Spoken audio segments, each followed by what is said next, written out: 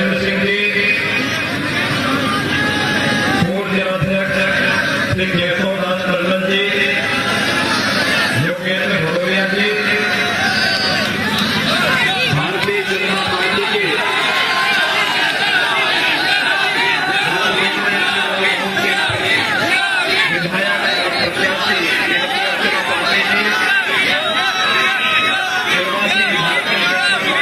विधायक प्रत्याशी श्री कैलाश राजपूत जी और लखनऊ से भारतीय जनता पार्टी के प्रत्याशी श्री वरुण जी और भाइयों बहनों, मैं आप सबको आपके उत्साह के लिए आपका अभिनंदन करता हूं। भाइयों बहनों, 2 चरणों का मतदान संपन्न हुआ है और मैं सही बताऊं कि मेरी पहले दिन से इच्छा थी कि मैं यहाँ के कार्यक्रम में, कन्नौज के कार्यक्रम में आपके साथ सहभागी बनूं। चुनाव के पहले भी 2 बार मेरे कार्यक्रम बने थे, लेकिन श्री सुब्रत पाठक जी को अन्यत्र एक कार्यक्रम में व्यस्त रहना था, तो मैंने भी कार्यक्रम स्थगित किया था। लेकिन 2 चरणों के मतदान में व्यस्तता के बाद जैसे ही मुझे समय मिला, आज मैं आपके बीच में यहां पर उपस्थित हुआ हूं और आपने जो उत्साह दिखाया है, आपके इस उत्साह के लिए मैं आपका अभिनंदन करता हूं। लेकिन भाइयों बहनों, मतदान के दिन तक इस उत्साह को कम नहीं होने देना है। भारतीय जनता पार्टी, भाइयों बहनों, बिना भेदभाव के प्रधानमंत्री मोदी जी के सबका साथ सबके विकास के मंत्र को अंगीकार करते हुए, बिना भेदभाव के गांवों के विकास के लिए, किसानों की खुशहाली के लिए, गरीबों के उत्थान के लिए, नौजवान के रोजगार के लिए, बेटी और बहनों की सुरक्षा के लिए और शासन की योजनाओं को बिना भेदभाव के समाज के प्रत्येक तबके के तक पहुंचाने के लिए पूरी प्रतिबद्धता के साथ, पूरी ईमानदारी के साथ कार्य कर रही है। भाइयों बहनों, सरकार के मंशा उसकी नीतियों में और उसकी नीयत में बहुत स्पष्ट हो जाती है। उत्तर प्रदेश में आज के दिन पर कोई ऐसा दल नहीं जिसे आपने परखा न हो, जिसे उत्तर प्रदेश के अंदर शासन करने का अवसर न मिला हो। अब कोई ये भी नहीं कह सकता कि हमें मौका नहीं मिला। आज तो हम कह सकते हैं जब मौका मिला था तब उन्होंने क्या किया था। फर्क साफ है। भाइयों बहनों, बहुत दूर जाने की आवश्यकता नहीं, केवल मैं 2012 से 17 के बीच में बताता हूं। याद करिए, सबसे पहली बात तो मैं कोरोना कालखंड के दौरान आता हूं। भाइयों बहनों, पूरी दुनिया कोरोना से पस्त है। लाखों लोग इस महामारी की चपेट में आए हैं और इस महामारी के कारण तमाम लोगों को अपने को खोना, अपनों को खोना पड़ा। भारत के अंदर कोरोना प्रबंधन प्रधानमंत्री मोदी जी के नेतृत्व में जितना अच्छा चला, जीवन भी, जीविका को बचाने का जो कार्य हुआ है वह अभूतपूर्व हुआ है। हमारी संवेदना उन लोगों के प्रति है जिन्होंने अपनों को खोया है। लेकिन भाइयों बहनों, कोरोना में फ्री में टेस्ट, फ्री में उपचार, फ्री में वैक्सीन और सबको वैक्सीन। आप में से कितने लोगों ने वैक्सीन ले लिया है? अभिनंदन आपका, बहुत बहुत अभिनंदन। ये देश की कोरोना के खिलाफ लड़ाई है। जिन लोगों ने वैक्सीन ली है और वे देश को विजयी बनाना चाहते हैं, लेकिन भाइयों बहनों, जिन लोगों ने वैक्सीन के बारे में दुष्प्रचार किया, उनका क्या होगा? वे लोग मानवता के साथ खिलवाड़ कर रहे थे, आपके जीवन के साथ खिलवाड़ कर रहे थे। अब मैं आपसे कहूंगा, क्या उनको मुंहतोड़ जवाब देंगे अपने चोट के चोट से? आज बताने की आवश्यकता है कि हमारे जीवन के साथ खिलवाड़ करने वाले लोग कभी हमारे हित चिंतक नहीं हो सकते, और जो हमारा हित चिंतक नहीं हो सकता, तो फिर वोट तो अपने सहयोगी को, अपने समर्थक को और अपने शुभचिंतक को दिया जाता है, विरोधी को नहीं दिया जाता है। और भाइयों बहनों, आपने देखा होगा वैक्सीन फ्री, अब तक की जितनी महामारी थी, इन सभी महामारियों में एक बात देखने को मिली भाइयों बहनों, बीमारी से जितनी मौतें होती थी उससे कई गुना मौतें भूख से होती थी। लेकिन भारतीय जनता पार्टी की डबल इंजन की सरकार ने भाइयों बहनों फ्री में वैक्सीन दिया, तो फ्री में हर व्यक्ति को फ्री में 2 बार महीने में राशन की सुविधा भी दे दी है। राशन मिल रहा है कि नहीं मिल रहा है? 2 बार मिल रहा है कि नहीं मिल रहा है? मुझे एक बात बताइए, 2017 के पहले राशन मिलता था क्या? ऐसे मिलता था? तो जो आपके संकट में, मुझे एक बात बता दीजिए, क्या कोरोना कालखंड में समाजवादी पार्टी के नेता आपके पास आते थे? बहुजन समाजवादी पार्टी के, कांग्रेस के? तो उनको ये बोलिए कि भाई जब आप विपत्ति में साथ नहीं थे तो चुनाव के दौरान क्यों आ रहे? 2-4 महीने और आराम कर लो, बाकी तो जनता में ऐसा के लिए आराम करवा ही देगी। उनको एक ही जवाब देने की आवश्यकता है। भाइयों बहनों, इन लोगों ने जनता को गुमराह करने का कार्य किया, प्रदेश के नागरिकों के जीवन के साथ खिलवाड़ करने का प्रयास किया, प्रदेश को बदनाम करने का प्रयास किया।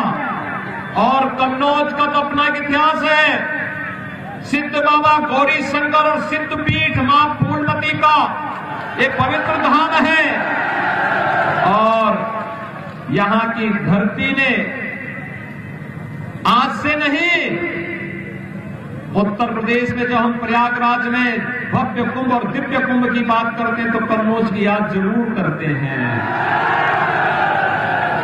महाराजा हर्षवर्धन का संबंध इसी धरती से था, और कभी आपके पूर्वजों ने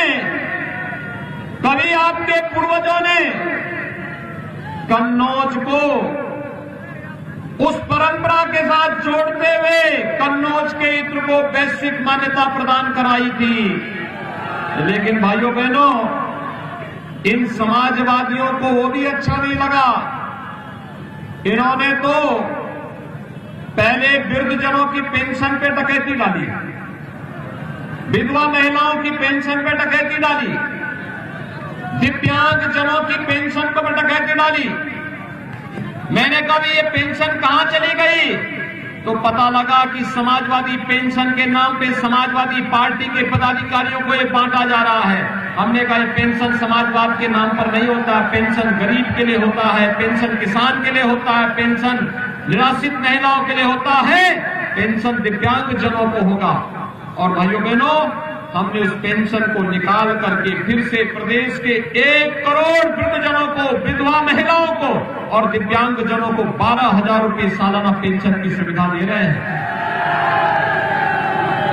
चुनाव के पहले इन्होंने समाजवाद के नाम पे एक इत्र भी लॉन्च किया। मुझे शक हुआ, समाजवाद के नाम पे इत्र, और आपने देखा होगा अपनी आंखों से, इत्र में प्रदेश की जनता की गाड़ी कमाई को कैसे इन लोगों ने किले नुमा भवन के अंदर कैद करके रख दिया था, वो सब आपने अपनी आंखों से देखा है। इस समाजवाद इत्र का बदबू कैसे कन्नौज को पूरी दुनिया के अंदर बदनाम कर दिया, यह भी किसी से छुपा हुआ नहीं।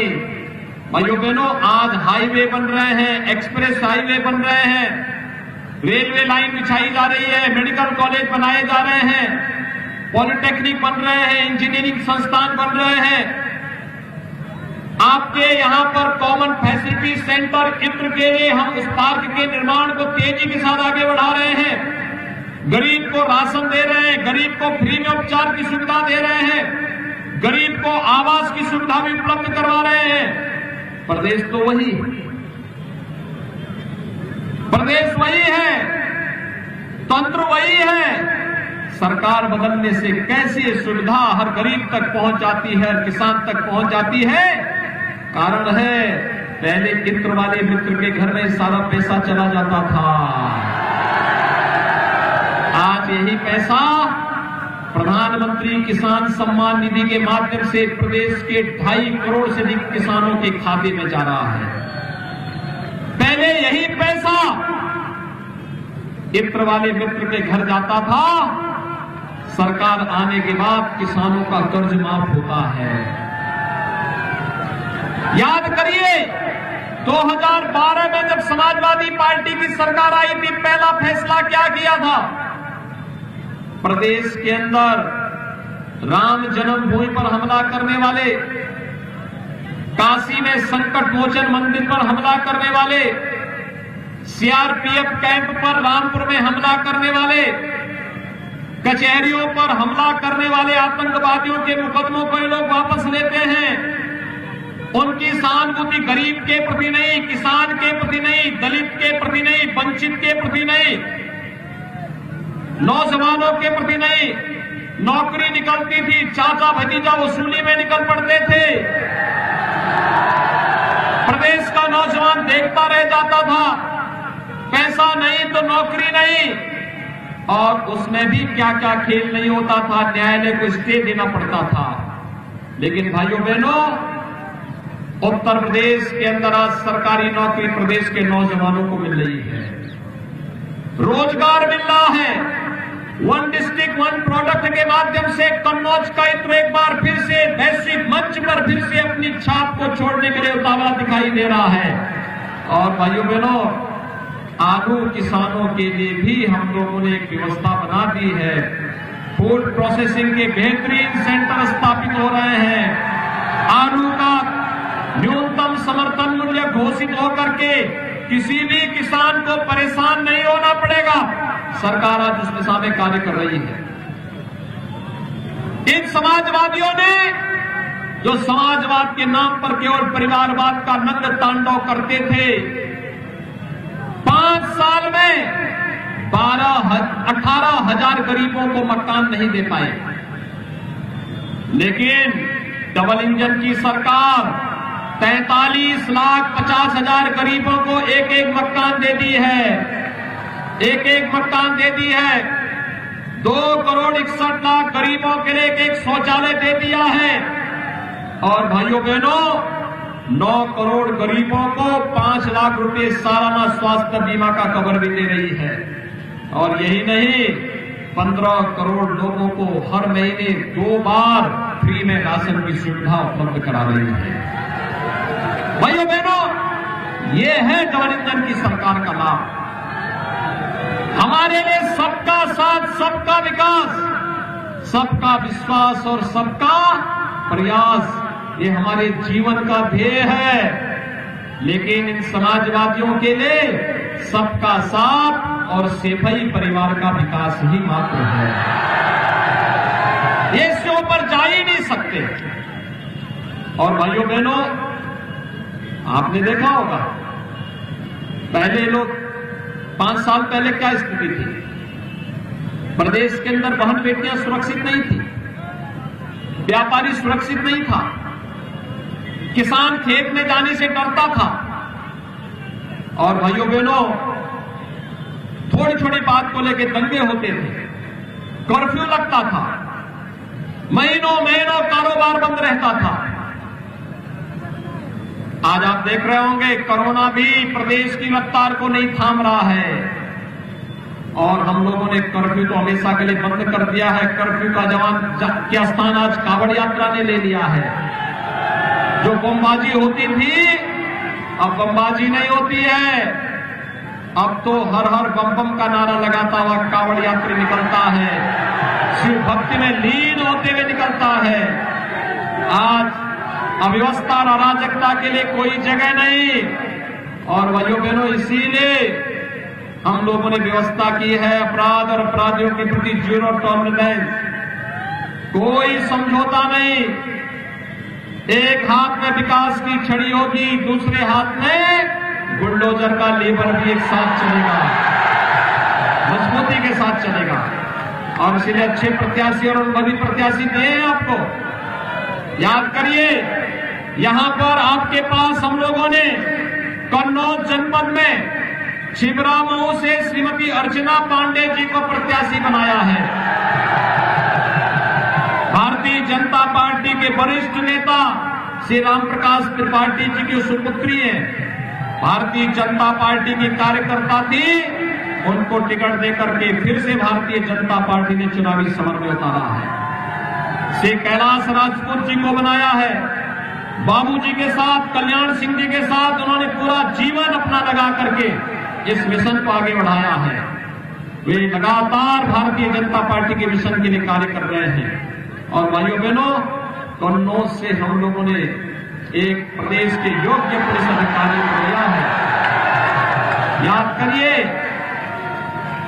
प्रदेश के पुलिस महानिदेशक थे श्री राम अरुण जी, बहुत ईमानदार और कर्मठ पुलिस अधिकारी थे, उनकी एक प्रतिष्ठा थी। और पिता जैसे थे वैसे ही पुत्र ने भी अपना नाम कमाया, अपनी मेरिट पर आईपीएस बने। और आईपीएस बनने के बाद जो दायित्व जहां दिया गया, पूरी निष्पक्षता के साथ, पूरी ईमानदारी के साथ, पूरी प्रतिबद्धता के साथ, कोई आरोप नहीं लगा सकता। और पूरी शानदार तरीके से सेवा करते हुए जब उन्हें लगा कि पुलिस की सेवा के साथ अब मैं अपने गरीब भाइयों के लिए, दलित, वंचित और समाज के इस प्रत्येक वर्ग के लिए और अच्छी सेवा में मोदी जी के मिशन के साथ जुड़ के कर सकता हूं, उन्होंने मेरे सामने आके कहा क्या मैं भी, तो मैंने कहा भी आप कितनी अच्छी सेवा अपनी छोड़ेंगे। आईपीएस बनना किसी भी नौजवान का एक सपना होता है, और जिसकी अभी 8 से 10 वर्ष की सेवा हो, तो मैंने कहा आप नौकरी छोड़ देंगे। उन्होंने कहा अपने समाज के लिए कुछ भी कर सकता हूं। भाइयों बहनों, मैंने उसी दिन कहा आप अगर पहले परिवार से बात कर ले, देखिए आप परिवार के आदमी हैं, अपने परिवार से बात करो। कहा परिवार के लोग कह रहे हैं कि अगर समाज सेवा करनी है तो कोई दिक्कत नहीं है, सेवा के लिए आना है तो हम भी सहयोग करेंगे। और भाइयों बहनों, फिर हम लोगों ने भारतीय जनता पार्टी की सदस्यता ग्रहण, उन्होंने पुलिस सेवा से अपने को अलग करते हुए भारतीय जनता पार्टी की सदस्यता ग्रहण की, और आज भारतीय जनता पार्टी के प्रत्याशी के रूप में कन्नौज विधानसभा सीट से भारतीय जनता पार्टी के प्रत्याशी के रूप में आए हैं। भाइयों बहनों, योग्य व्यक्ति जब चुन के जाता है ना, मेरिट के आधार पर शासन की सुविधा को घर घर, गांव गांव तक पहुंचाने का काम करता है। याद करिए, आज प्रधानमंत्री मोदी जी के आने के बाद कैसे देश की तस्वीर बदल गई है।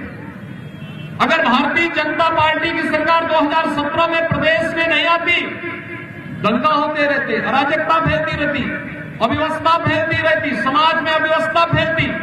लेकिन आज जो बदलाव दिख रहा है, इसलिए क्योंकि अच्छे लोग चुन करके जाएंगे, अच्छा काम करेंगे, बिना भेदभाव के काम करेंगे, सबको सुरक्षा, सबको सम्मान, और हम तो सबका साथ, सबके विकास की जब बात करते इसी उद्देश्य से करते हैं। और मेरी आप सबसे अपील है, भारतीय जनता पार्टी के तीनों प्रत्याशियों को भारी बहुमत से विजयी बना के भेजेंगे।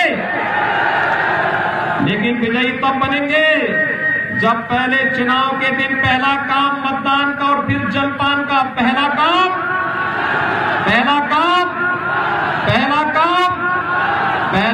मतदान, और फिर मतदान करने के लिए सभी लोग तैयार हैं। अपने मोहल्ले, अपने वार्ड, अपने गांव के प्रत्येक व्यक्ति को मतदान कराने के लिए और कमल चुनाव चिन्ह पर उनको मतदान कराने के लिए प्रेरित करेंगे। सभी